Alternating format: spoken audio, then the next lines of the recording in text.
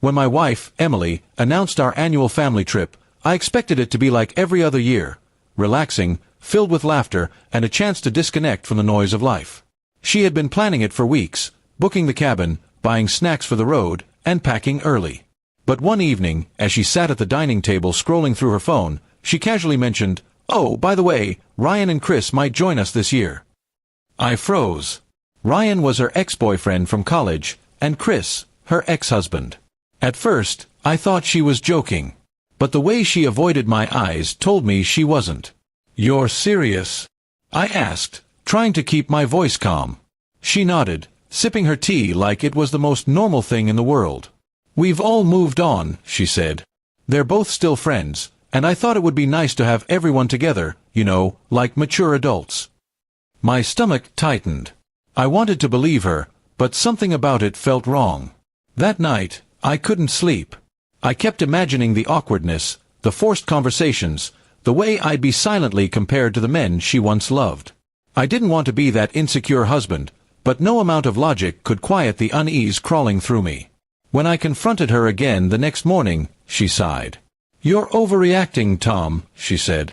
"They're part of my past, not my present. Stop being jealous." But it wasn't jealousy, it was about respect. I couldn't understand why a family trip had to include people who once shared the same romantic history with her. I told her it made me uncomfortable, but she brushed it off, saying, "You can either come with us or stay home. I'm not changing the plan just because you're insecure."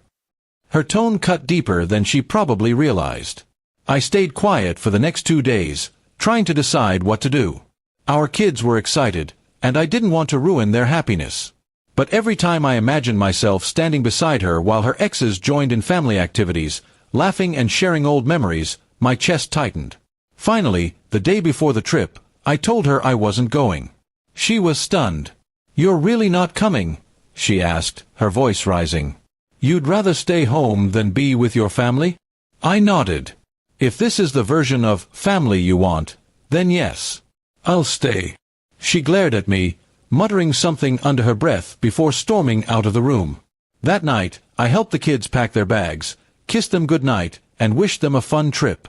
The next morning, I stood at the doorway watching as Emily loaded the car. Ryan and Chris were already there, chatting casually. They waved at me like old friends, and I forced a polite smile. Emily didn't say a word. She just got in the car, started the engine, and drove off without looking back.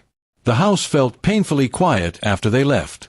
I tried to distract myself with chores, but my mind kept replaying the moment she drove away with them. Was I wrong for refusing?